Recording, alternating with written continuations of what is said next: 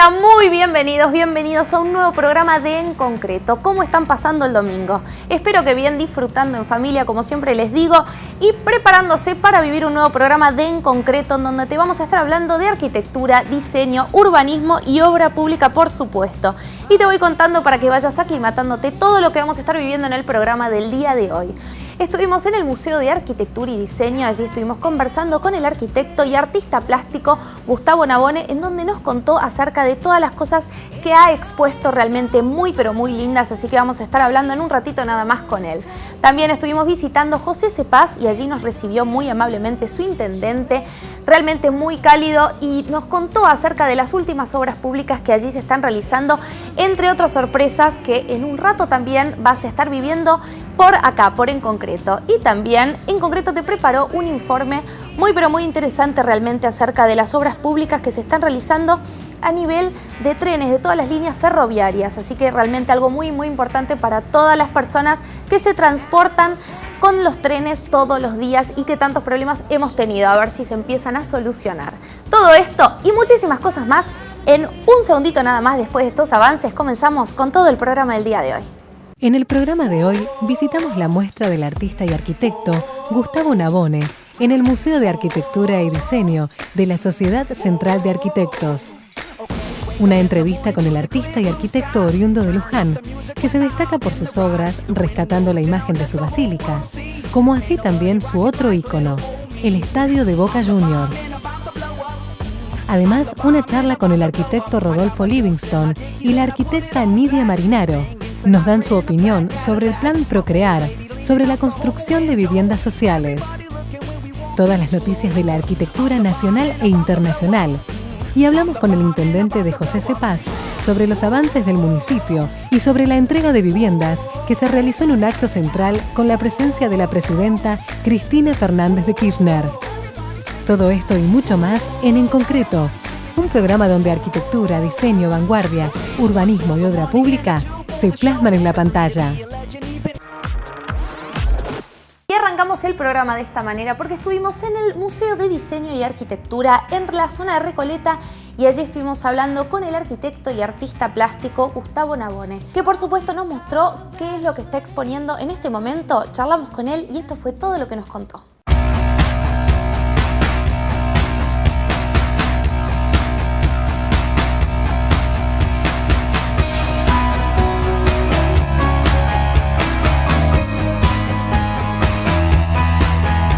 En el Museo de Arquitectura y Diseño de Buenos Aires, precisamente con el arquitecto y artista plástico Gustavo Navone. Muchísimas gracias lo agarramos infragante y por hacerse un parate en sus obras de arte y hacer esta entrevista con nosotros. Bueno, muchísimas gracias, la verdad que es un gusto, así que espero que disfruten.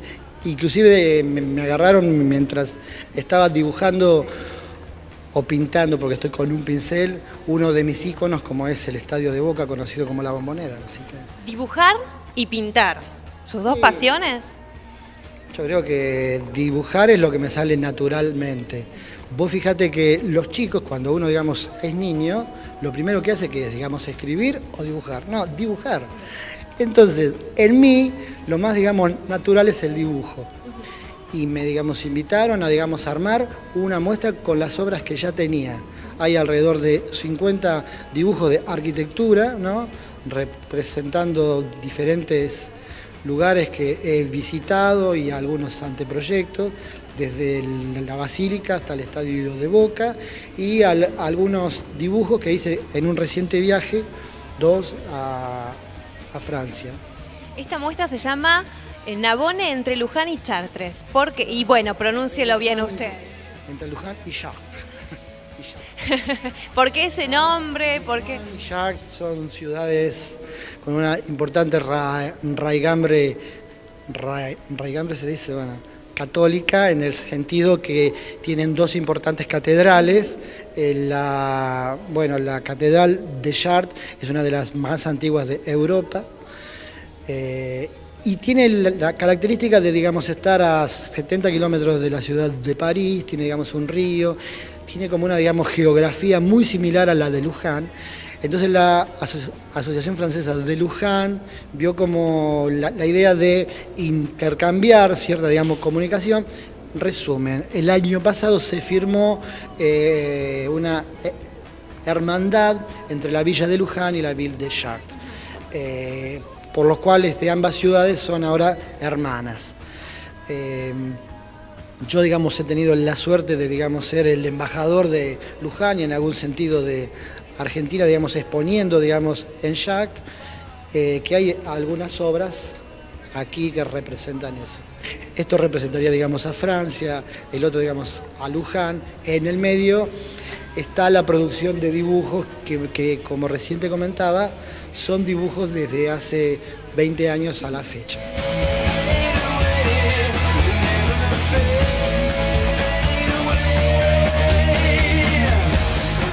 Primero fue la arquitectura, su vocación, después las artes plásticas. ¿Cómo pudo unir ambas pasiones?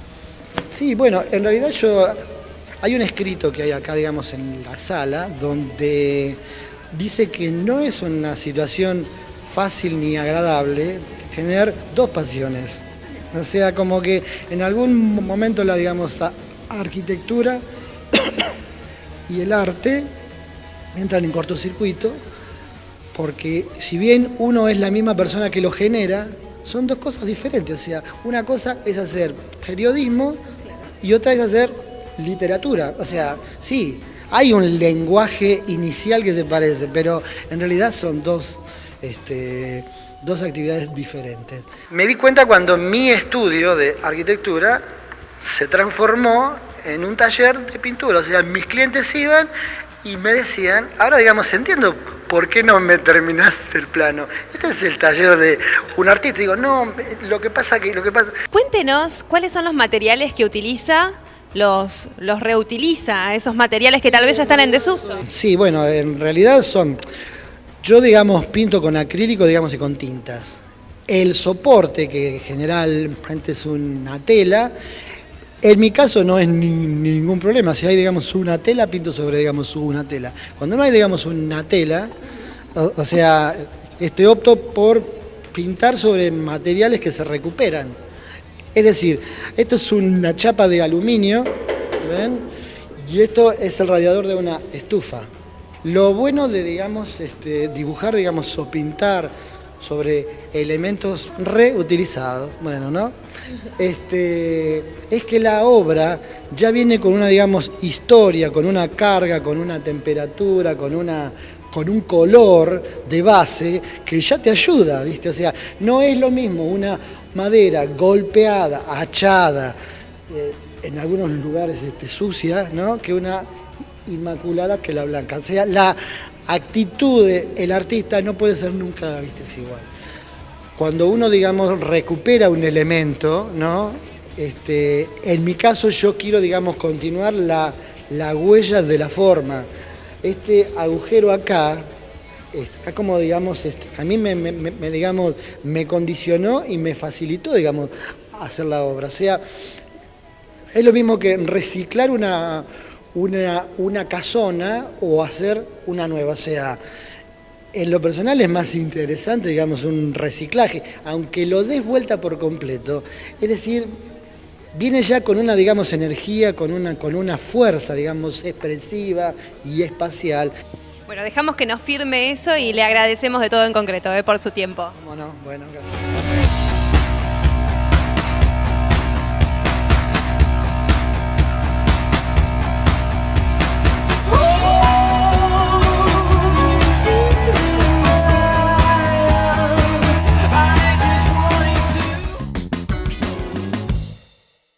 ¿Quiénes deben vacunarse contra la gripe? Embarazadas, mamás de bebés menores de 6 meses, niños de 6 meses a 2 años, personas con enfermedades crónicas y mayores de 65 años. Para ellos, la vacuna es gratuita en centros de salud y hospitales públicos de todo el país. Vacunate, es bueno para vos, es bueno para todos. 0800-222-1002. Argentina, un país con buena gente. Presidencia de la Nación.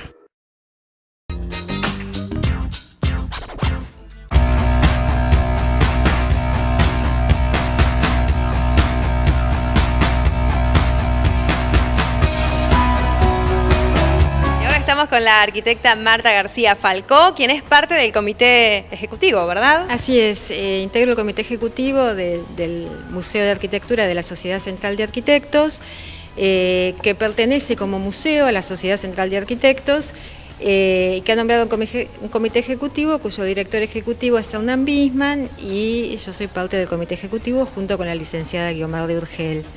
El museo en sí pertenece a la Sociedad Central y funciona en un edificio que fue concesionado por el ONAVE. El edificio es la antigua torre de bombas del tanque de agua de las locomotoras de Retiro. Como van a ver cuando recorramos un poco, tiene la típica arquitectura ferroviaria, de muro ladrillero, vigas muy fuertes de perfilería, ventanas de vidrio repartido, y fue concesionado en el año 97 por el tesón y la iniciativa del arquitecto Julio Kesselman, que era en ese momento el presidente de la Sociedad Central de Arquitectos. Bueno, fue concesionado a la Sociedad Central con el fin exclusivo de poner un museo de arquitectura, que es el primero del país, uno de los primeros de Sudamérica todavía. Se hicieron obras de adecuación, porque la verdad es que era un lugar abandonado, y a fines del año 2000 comenzó a funcionar como museo. Comenzó a funcionar con planta baja, primero y segundo piso. Ahora estamos en el primer piso, en una de las muestras. Nosotros tenemos 4 salas, planta baja y 3 pisos. El último piso, donde vieron la muestra de Gustavo Navone, ese era exactamente el tanque, o sea, ese conserva una arquitectura distinta porque tiene los contrafuertes, los desniveles de piso y demás, que eran propios del tanque, y lo quisimos conservar como la memoria del edificio. El resto tiene su arquitectura ladrillera como de casa de bombas. Era un edificio de planta de 1050 por 750, de planta totalmente cerrada, con escaleras, digamos lo que llamamos escaleras de un tramo que iban de un piso a otro, y cuando se remodeló y se adecuó como museo, se colocó toda la parte de escalera, que es un módulo de estructura tubular con peldaños de madera tipo durmiente, que se adosó abriendo una de las ventanas, uno de los módulos de ventana, y transformándolo en puerta. Digamos que con una operación bastante sencilla pudo transformarse la arquitectura, se mantiene con sus condiciones, tiene una protección patrimonial, lo mismo que por ser parte del conjunto Retiro, lo mismo que el conjunto Retiro. Y en el año 98 que se hizo una adecuación, una ampliación, se hicieron nuevos baños, se recreó un poco el guión, y se colocó toda una panelería de aglomerado blanco, que es lo que nos da un fondo neutro y nos permitió adecuarnos más a los guiones museográficos internacionales, regularizando lo que teníamos como paños de ladrillo, paños de ventana y demás. Por supuesto es una intervención reversible, dado que el edificio tiene carácter patrimonial, que en cualquier momento puede quitarse. Pyme Nación es la nueva tarjeta de crédito del Banco Nación, creada para las pymes argentinas. Cuente con la tasa más conveniente y un mayor poder de negociación, porque con Pyme Nación puede abonar en hasta un año de plazo y su proveedor cobra a las 72 horas. Solicite su tarjeta en nuestras sucursales. Pyme Nación, un crédito flexible.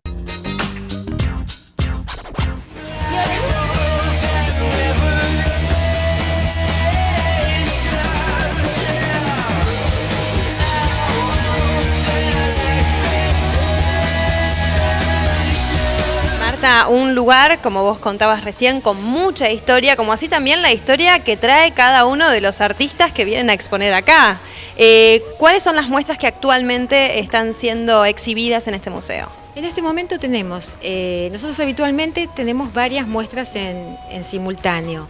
Tenemos una que organizamos en conjunto con el Museo Saavedra, que es el Museo Histórico Municipal, sobre la historia de Buenos Aires, la historia muy concreta de los años 50 y 60 a través de fotografías de León Tenenbaum, que era un señor que en sus ratos de ocio salía a fotografiar Buenos Aires, y bueno, gracias a él tenemos un montón de fotos de lugares y de situaciones y de personajes de la ciudad de esos años que hoy ya no existen. Una parte de las fotos de Tenenbaum que están referidas a lugares para, digamos, tener un relevamiento actual y ver de qué modo la ciudad ha ido cambiando, cómo ha ido modificando su calidad, en mejor o en peor. Bueno, nosotros como Museo de Arquitectura modificamos este guión y relevamos esos sitios, de modo que ustedes pueden ver que al lado de cada una de las fotos antiguas de las décadas del 50 y del 60. Hemos puesto la foto actual chiquititas porque en muchos casos los lugares han empeorado y no mejorado, pero digamos es una referencia a cómo es la ciudad actual. Claro, y es muy importante también para ver los cambios, para ver lo antiguo, para ver lo actual, para ver los cambios de la ciudad. Exactamente, esa fue la idea en esta muestra en particular. Nosotros como Museo de Arquitectura hacemos mucho hincapié en mostrar la arquitectura, fundamentalmente la Argentina, aunque también tenemos muestras, hemos tenido y seguimos teniendo próximamente también, que vienen de España, organizadas por el Colegio de Arquitectos de España. Trabajamos bastante en colaboración con el CECEBA y con la Embajada de España en esos casos, ya que el museo no tiene demasiado presupuesto. Por eso nos interesan mucho las alianzas estratégicas con otras entidades. También trabajamos en colaboración con la Universidad de Buenos Aires. Próximamente tendremos también una muestra sobre vivienda social, 100 años de vivienda social, que viene de la Universidad de Buenos Aires, con la Universidad de Palermo.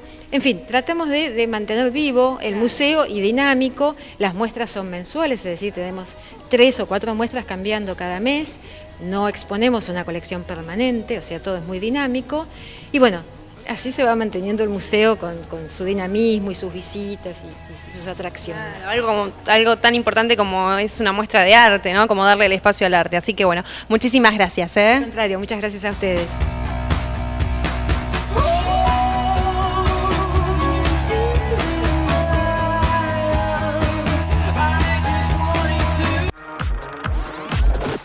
Y ahora sí, llegó el momento de presentarte la siguiente nota. ¿Y de qué se trata? Estuvimos en el estudio de arquitectura de los arquitectos Rodolfo Livingston y Nidia Marinaro. Ellos nos contaron, entre otras cosas, acerca del plan Procrear del que participan, que por supuesto refiere a las viviendas.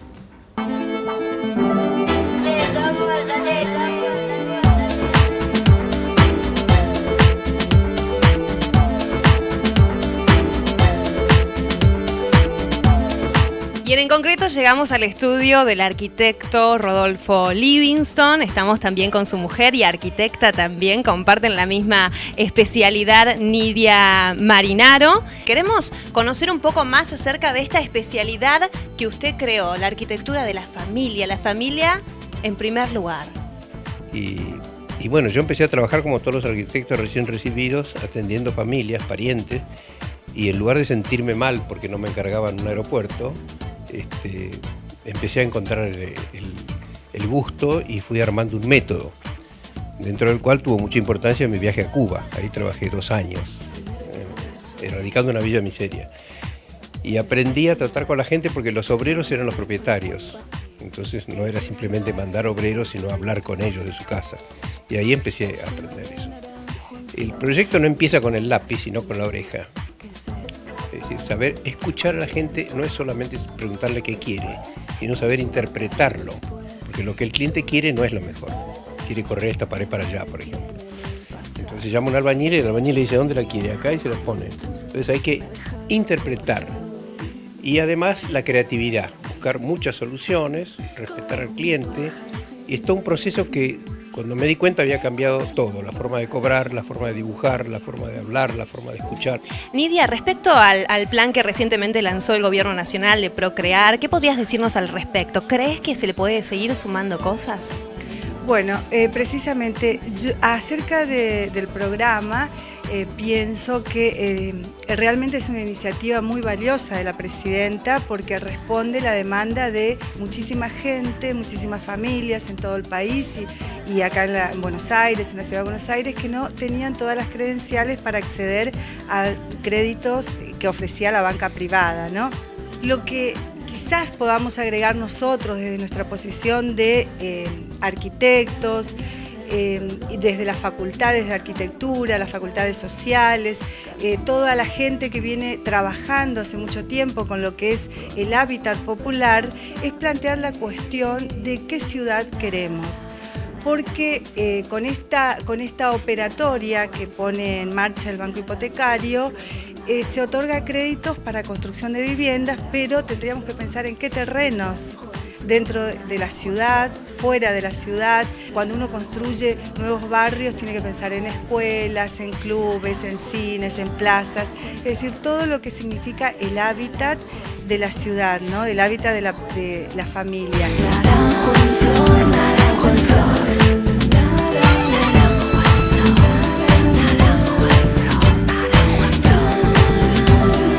serían los consejos que ustedes como arquitectos podrían darles a los beneficiarios de ese plan de vivienda? Y solos no pueden hacer mucho, tiene que haber gente que los ayude a pensar en lo que falta. El dinero, la corriente de dinero está ahí, pero ¿qué hacemos con una corriente de un río si no lo orientamos a algún lugar? Eso no depende de la presidencia de la nación, depende de qué ocurre en cada ciudad, en cada lugar. Con respecto a los lugares, hay que, por ejemplo en Buenos Aires, que el plan no es solo para Buenos Aires, hacer un plan de áreas verdes mínimas. Nosotros tenemos 1 metro cuadrado por persona y la OMS pide 10.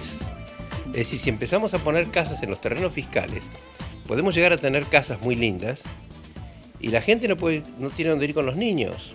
Este libro es uno de los tantos que Rodolfo usted ha escrito. Este libro en particular, yo lo estuve pispeando un poco, lo estuvimos leyendo, y la verdad que me echa mucho humor, mucha experiencia tal vez entre ustedes, y la verdad que es muy recomendable, muy recomendable. ¿Qué nos podrías decir acerca de los otros libros, de este hábito por la escritura, este hábito por lanzarse a escribir tal vez experiencias y cosas, por supuesto, de arquitectura? Bueno, como a mucha gente, a mí me encanta escribir.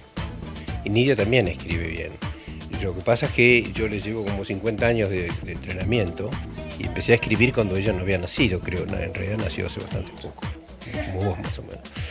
Entonces escribí muchos libros, 10 libros, y siempre tuvieron que ver con algo que se usa muy poco en la Facultad de Arquitectura, que es la realidad. Las casas de barrio no han sido estudiadas. Los arquitectos se supone que hablan o escriben sobre grandes edificios. Y tu casa, la casa de ellos, la casa de la gente que está viendo, pasa desapercibida.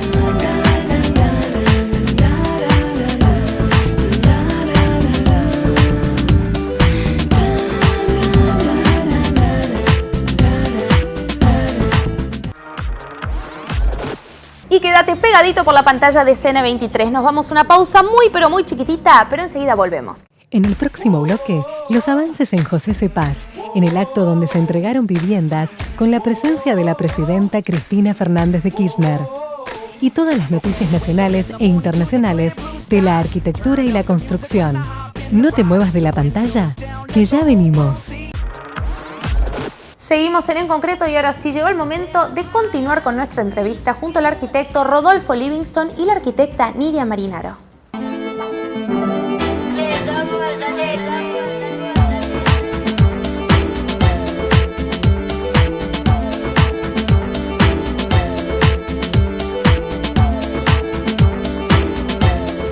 Yo les diría que no hace falta que empiecen con una casa terminada, pueden empezar con un núcleo. Nosotros acá lo hacemos. Una gran cocina comedor va a ser de la casa futura, living, y al principio ese es todo el departamento. Entonces después tiene que saber dónde va el dormitorio, dónde va, porque si no lo hace pasa esto.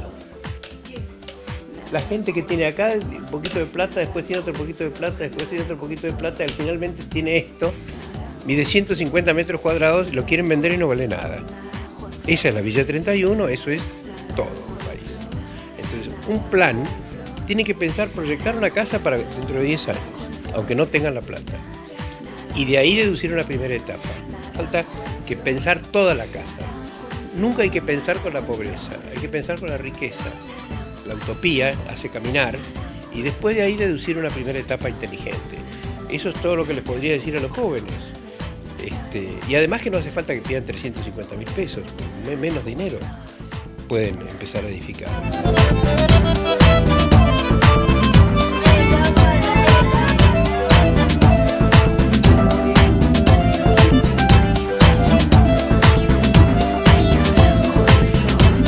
¿Con cuánto podría un joven medio, 26, 27 años, invertir para esa casa? Bueno, una cosa es la casa y otra el terreno, no hablamos del terreno, entonces.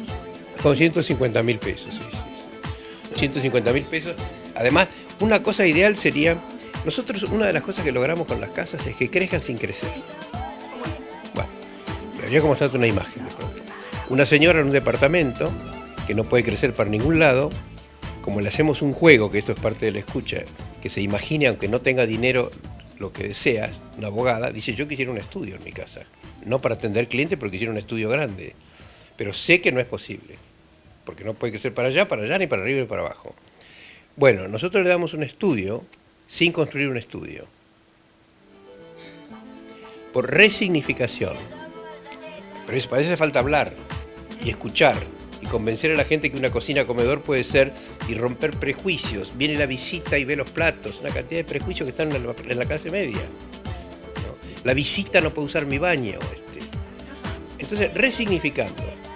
La cocina que le iban a hacer de nuevo, estaba muy fea, se tira abajo y es el cuarto de la hija. Lo que era el cuarto de la hija es el estudio de la madre. Y en 5x5, en 5x6 se arma perfectamente una cosa parecida a un quincho. Cocina, comedor, living. En donde está todo el mundo. Y en donde termina todo el mundo cuando hay quincho. Entonces, esto de crecer sin crecer, por resignificar, vale para una casa y vale para un país. Bueno, muchísimas gracias por todos los que nos han comentado acerca de esta nueva modalidad, arquitectura para la familia, pensar en la familia. Muchísimas gracias por los libros también y por el recibimiento que hemos tenido aquí en Concreto. Gracias. De nada, Verónica, siempre. Continuamos en Concreto. Promesas vanas de un amor que se escaparon con el viento. Después, ¿qué importa el después? Toda mi vida es el ayer. Detiene en el pasado, eterna y vieja juventud que me ha dejado acobardado.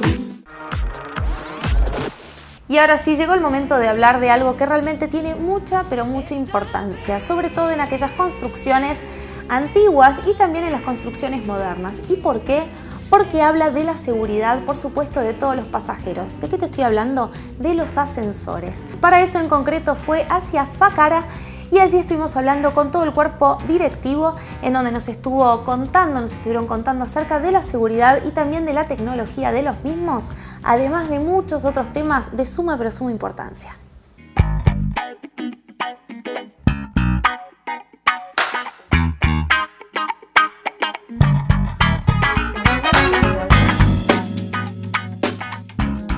Bueno, y ahora sí vamos a dar la bienvenida porque tenemos una nota especial porque estoy diciendo que vamos a hablar de lo que es la industria de los ascensores. Para eso llegamos aquí a hablar con el presidente de Facara, él es Fernando Guillem, y nos va a contar un poco acerca de esta federación y por supuesto también después vamos a hablar acerca de la seguridad y de los ascensores más técnicamente. Así que le damos la bienvenida a Fernando. ¿Cómo andas, Fernando? Hola Carolina, ¿cómo estás? Te agradezco que hayas venido a nuestra casa y bueno, con gusto vamos a estar hablando de toda la industria. La verdad que es algo muy interesante y algo de lo que de repente la gente no habla tanto o no conoce tanto lo que respecta a este tema, lo que circunda temas ascensores, ¿no es cierto? Y la verdad que una vez ve un proyecto o la gente que va a una obra y por ahí es un tema, los ascensores, que no se le presta tanta atención y es una de las cosas más importantes. Estamos hablando de seguridad, estamos hablando de muchas cosas cuando mencionamos. Esa es la clave, lo que dijiste vos. La gente no le presta atención a los ascensores. Vas a ver que cualquier persona que va a ver un departamento se fija en la carpintería metálica, se fija en la cocina, se fija en las dimensiones de los ambientes, pero no se fija en qué tipo de ascensor está instalado. Entonces no se le presta demasiada atención. El ascensor es un elemento intrínsecamente seguro, ¿no? Sus diseños son seguros, siempre y cuando se fabriquen de acuerdo a las normativas, siempre y cuando se mantengan de acuerdo a las normativas, siempre y cuando la empresa de mantenimiento tenga a la gente adecuada, capacitada para hacer ese mantenimiento. Yo te quería comentar un poco también respecto a lo que es nuestra industria de fabricación. Argentina se diferencia del resto de Latinoamérica y te diría del mundo en que la mayoría de las empresas que trabajan en nuestro sector, fabricantes, instaladores y conservadores, son pequeñas y medianas empresas. Prácticamente entre el 85 y el 90% del mercado lo mueve la pequeña y mediana empresa, no la multinacional, la pequeña y mediana empresa. Y lo interesante que estábamos haciendo aquí en Argentina, en esta región, Argentina. Ascensores tiene unas posibilidades pero impresionantes para sustituir importaciones en Latinoamérica.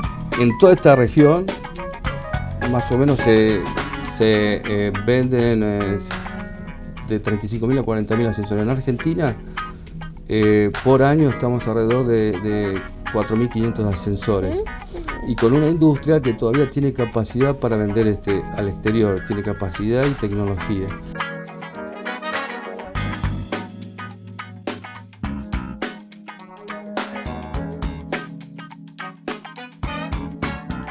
¿Cuáles son las cosas importantes a tener en cuenta, ¿no es cierto?, a la hora de subirnos o de bajarnos un ascensor? Bueno, la campaña que nosotros estamos haciendo está orientado a chicos entre tercero y quinto grado. Está orientado como son las campañas de vialidad a los chicos para que ellos insistan sobre los padres, sobre los consejos a seguir para usar el ascensor. Los consejos básicamente como están apuntados a los chicos, tienen que ver con el uso del chico y de la responsabilidad del adulto sobre el chico. Que el chico no viaje solo, que si se queda encerrado en un ascensor no trate de salir solo, que siempre busque ayuda, llame a la empresa que está manteniendo el ascensor para que lo retire porque conoce cómo es la maniobra. En realidad hay una serie de elementos de ayuda que no tienen que ver con el uso del ascensor, sino intercomunicadores o teléfonos. Hay una ventaja importante que tenemos a nivel tecnológico es el celular. Todas las cabinas de ascensor tienen que tener un cartelito con el nombre y el número de teléfono de la empresa conservadora. Entonces lo primero que tiene que hacer antes de llamar a los bomberos que van a hacer un rescate como bomberos es llamar a la empresa conservadora para que vaya a hacer el rescate. Que saben cómo maniobrar, cómo hablar con la gente, qué es lo que la gente tiene que hacer para no lastimarse, porque la mayor cantidad de accidentes cuando un ascensor queda detenido tiene que ver cuando la gente quiere salir del ascensor. Adentro del ascensor no le va a pasar nada, pero cuando salen hay muchos accidentes por no saber maniobrar la salida. Bueno, y para la gente que está del otro lado, que pienso quizás tenga alguna duda o reclamo que hacer, ¿puede contactarse con ustedes? Sí, nosotros tenemos la página web que es www.facara.com.ar. Ahí pueden contactarse, recabar información. Ahí hay las normativas que se deben cumplir en todo el país. Es decir, que a nivel constructoras, arquitectos pueden saber qué es lo que corresponde en cada lugar del país, porque ahí tenemos las normativas e información técnica que puede llegarle a serle útil. Por medio de la página también se pueden comunicar con Facara para hacer cualquier otro tipo de consulta. Bueno, ahora sí, nos despedimos. Te agradezco muchísimo, vos, la verdad, por la concientización sobre todo. Bueno, gracias a vos. Y nosotros seguimos con muchísimo más en concreto. No te muevas. Parque Industrial y Tecnológico de Florencio Varela. Concurso de proyectos para adjudicación y venta de parcelas. Más información en www.pitecvarela.com.ar. Y ahora sí llegó el momento de presentarte un informe que en concreto preparo especialmente para vos, que te informa acerca de las últimas obras para líneas ferroviarias. Atento todos los pasajeros. Informe. Políticas públicas para reparar, modernizar y mejorar los servicios de las líneas ferroviarias. La Nación sigue con su plan de obras públicas para el país. La obra para el soterramiento del ferrocarril Sarmiento es una de las obras de mayor envergadura anunciada. Se invertirán 800 millones de pesos y el objetivo es mejorar la calidad del servicio público y la seguridad vial de las localidades que atraviesa la línea. Se dan en el marco de la creación del Ministerio del Interior y Transporte.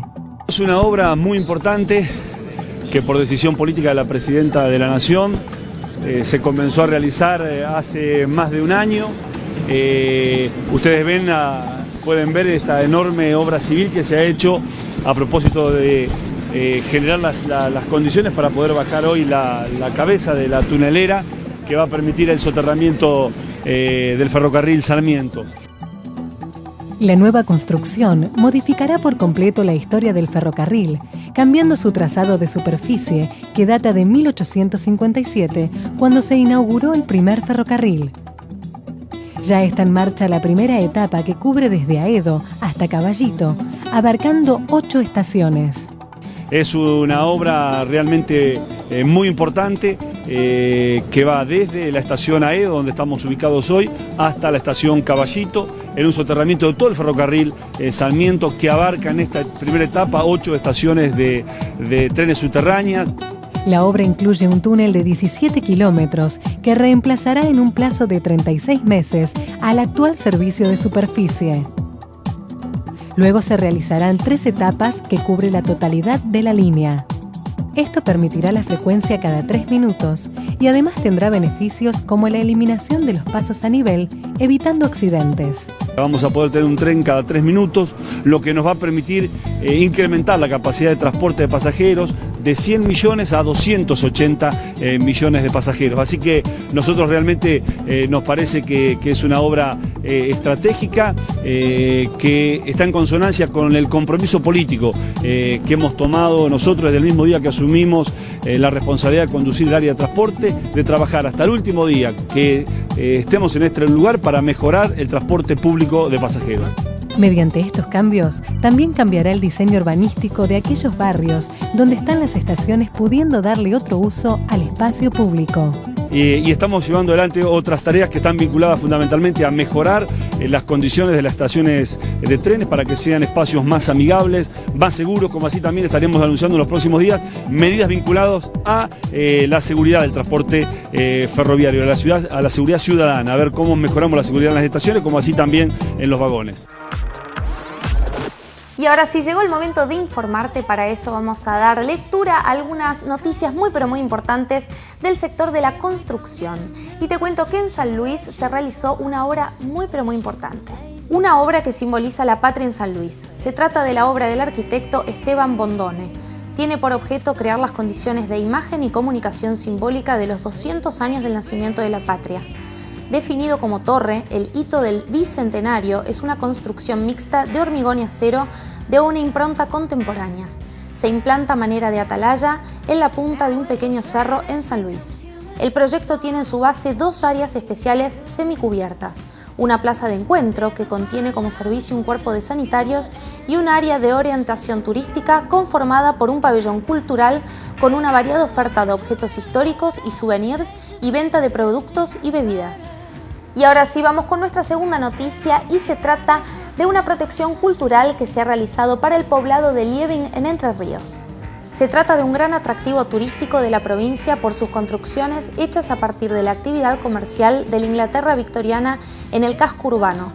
Fue fundado en 1863 en el departamento de Colón y cuenta con una norma provincial que lo protege como patrimonio histórico y cultural y lo preserva en lo arquitectónico y urbanístico. La normativa señala que están comprendidas en la declaración todas las construcciones en el radio urbano de la localidad, al tiempo que queda prohibida toda destrucción, modificación, reforma, ampliación, refacción que las afecte tanto en su estructura arquitectónica como morfológica. Y ahora sí vamos a ver un monumento que caracteriza la Batalla de Puebla en México. Un estudio de arquitectura inauguró un espacio conmemorativo lleno de simbolismos y alegorías, pero con diseños que permiten que el lugar sea usado activamente por la comunidad. Fue dentro del concurso para un monumento emblemático de la ciudad de Puebla. El objetivo era conmemorar el 150 aniversario de la llamada Batalla de Puebla. El proyecto propone una plaza en la que se disponen elementos como árboles y luminarias que adquieren carácter simbólico por su ubicación en el terreno y por variaciones en su diseño. 150 árboles, uno por cada año transcurrido desde la batalla, están en el pavimento de madera y proveen los necesarios espacios de sombra. A su vez, 11 tubos de luz indican los 11 escenarios urbanos de la batalla. También reflejan el número de batallones y compañías que combatieron aquel día. El proyecto también contempla 3 estrategias sustentables básicas. En Sheraton, Mendoza Hotel, déjese tentar con su fascinante gastronomía en Mirador, Lunch, Restaurant y Acequias Restaurant. Comparta sus mejores momentos en Divas, Lobby Bar. Dedique un momento para usted en nuestro spa, Neptune, Pool and Fitness Center. Sheraton, Mendoza Hotel es el lugar ideal para que su evento sea inolvidable y le aseguramos el éxito de su reunión de negocios. Viva la experiencia Sheraton. Para mayor información, comuníquese al 0261-441-5500. Y si querés saber qué estoy haciendo en este momento, estoy tuiteando, por supuesto, de la misma manera que vos lo tenés que hacer. Así que sumate a nuestras redes sociales de Facebook y de Twitter. Y también te invito a que participes y te sumes a ver nuestra página web, que es www.enconcretotv.com.ar. Y los domingos a las 2 de la tarde no te olvides de escucharnos por Radio América AM 1190.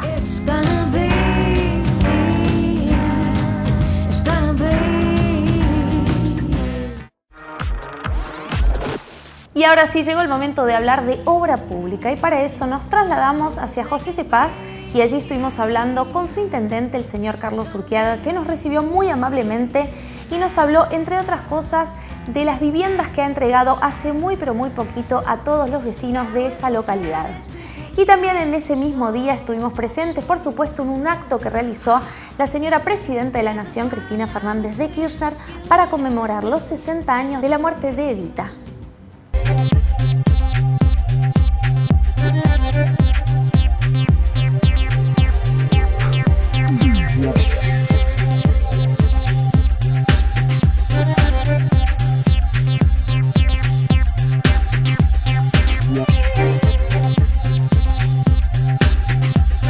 Estuvo presente en este acto tan importante, 60 aniversario de la muerte de Evita, Eva Duarte de Perón. Pudimos contar con la palabra de su intendente Carlos Urquiaga y también estuvimos presentes en este acto en donde se hizo entrega de 900 viviendas para los paceños. Presente, por supuesto, aquí en este acto, la presidenta Cristina Fernández de Kirchner.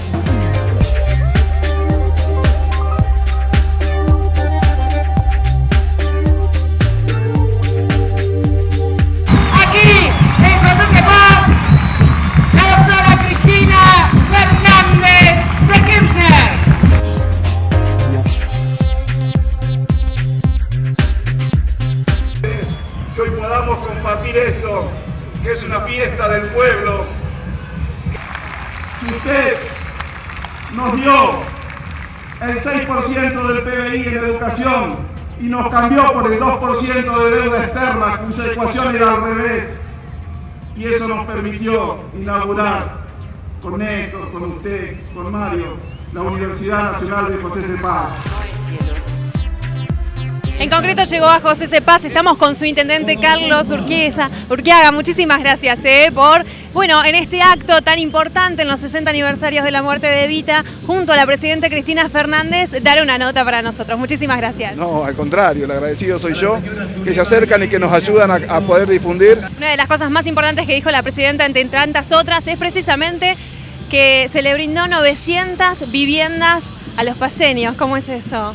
Cuando yo en un momento del discurso le decía a la presidenta que a las 6:30, 7 de la mañana se empieza a escuchar ruiditos de muchas cerraduras, de muchos picaportes, de gente que deja su hogar para ir a estudiar, para ir a trabajar, y que hoy tienen un techo digno. Estamos hablando de 900 viviendas. Más de 4.500 paceños tienen un techo digno, con todos los servicios, con agua corriente, con cloaca, y dignificados porque también fueron parte del trabajo que tuvieron que desarrollar para tener las viviendas. Estas son las políticas de inclusión. Los intendentes no hacemos magia. Podemos adherir o no a las políticas. Yo elegí, y Mario en su momento eligió adherir a esta política nacional, que es clara, de inclusión social, de estímulo, de desarrollo. Hoy estamos construyendo de manera simultánea 9 establecimientos educativos nuevos. Estamos reconstruyendo 2 salas de primeros auxilios. Estamos construyendo un polo productivo. Se están edificando las 7 nuevas naves del polo productivo de José Cepaz. Seguimos haciendo asfalto. Terminamos de inaugurar la obra de la cloaca, la primera etapa. Ya hay vecinos que pueden conectarse a la red cloacal en José Cepaz. Urquiaga, también tienen una constructora municipal que en el peor momento de la Argentina, allí por 2002, le dio muchísimos puestos de trabajo a muchísimos paceños. La constructora fue una herramienta fundamental, no solo por la capacidad de construir, sino por los costos que logramos bajar con una constructora municipal. A eso le agregamos que también pusimos en marcha 2 fábricas, una de puertas y otras de ventanas, con lo cual seguíamos bajando los costos para poder producir, y eso nos permitía ahorrar plata, y en lugar de hacer 10 viviendas hacíamos 12, y en lugar de hacer 3 escuelas hacíamos 4. Muchísimas gracias. Gracias a ustedes y un placer.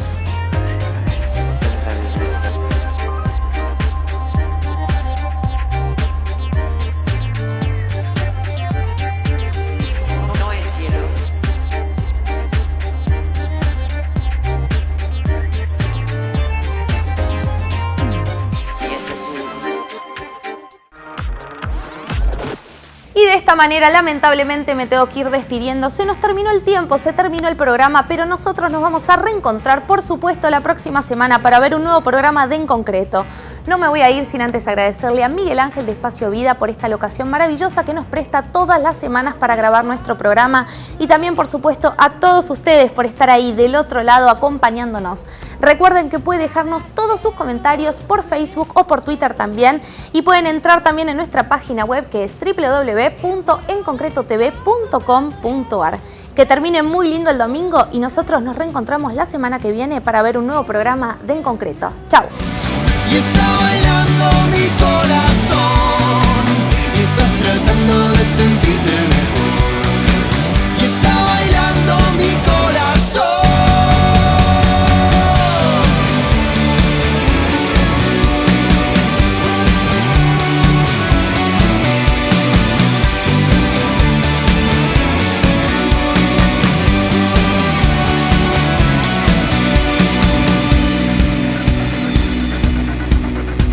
Princesa de la noche, heredera de Caín, duplica en ese espejo y se arrepiente de salir, y come bombos electrónicos.